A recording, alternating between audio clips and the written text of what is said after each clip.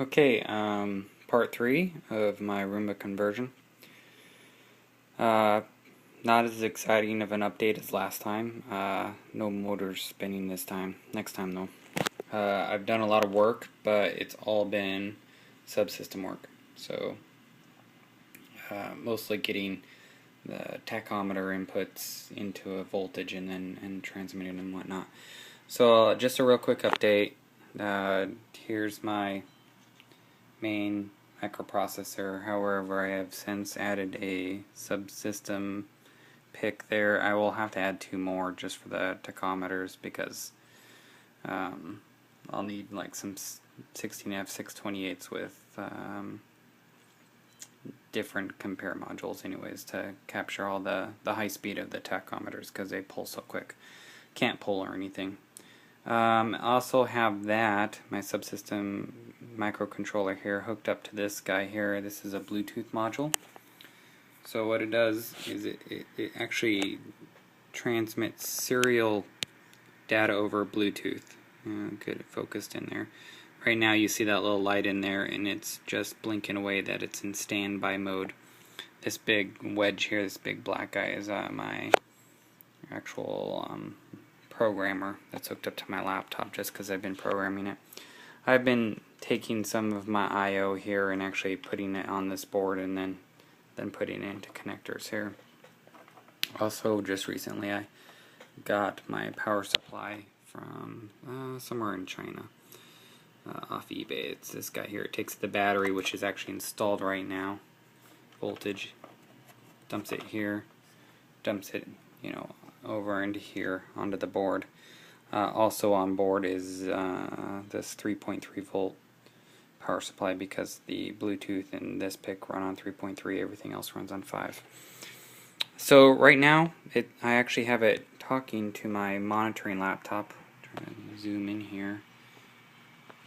So this is a program I just finished creating. It's nothing special. I don't have any actual data being sent to the Roomba. It's all monitoring right now, although I'll do some remote enable disable, though just because of the competitive nature of this, I don't believe I'm allowed to actually send any control. Well, actually I'm not allowed to manually control the Roomba at all, so I guess I could send data through this thing to do some processing, but that's awfully slow and unreliable. I don't want to trust my Roomba to have Bluetooth.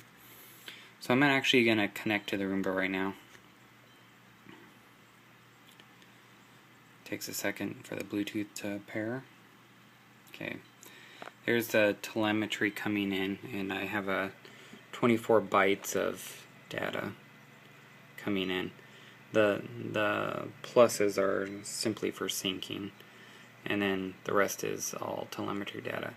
The numbers you see there in the motor data is this one's just tied high, so it's reading 100% as if the motor is running all the time. This one's just floating off into nothing, so any spurious data triggers that guy right now.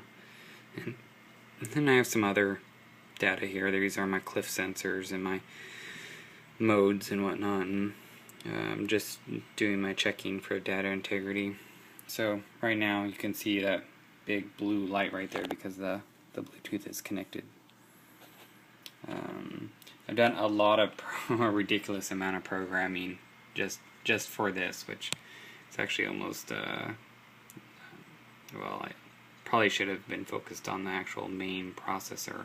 I haven't really worked on that in a good week or two now, but I'm going to get back to that now because I have to, well actually I'm gonna finish the subsystem processor as far as hitting the power button, and then we'll move back into the main controllers as far as actually monitoring the bumper switches and the cliff sensors. I just have to do a little bit more wiring, then I'll be able to start wiring that up. And I've actually had to change my resistors a little bit because you actually have to send all the sensors are phototransistors, so you have to send a voltage with a resistance through both the LED and the phototransistor. And I got to do a little bit more hardware over here before I can do that, but I suspect by the end of the week I'll have this thing running maybe not fully like actually going into attack mode and whatnot, but it'll be able to bounce around on the cliff sensors and the bumpers. Actually, I haven't even really done the bumper hardware. As you can see, nothing is connected. It used to actually go between two infrared diodes here, but I think I'm going to go just have a switch here, so it'll actually hit this switch. I haven't quite figured out how I'm going to do that, but it'll happen. So anyways, that's this update. As you see, progress is moving along. Kind of hoping to get this done for a science fair that's coming up at my sister's school. So we'll see how this goes. Hopefully some progress real soon.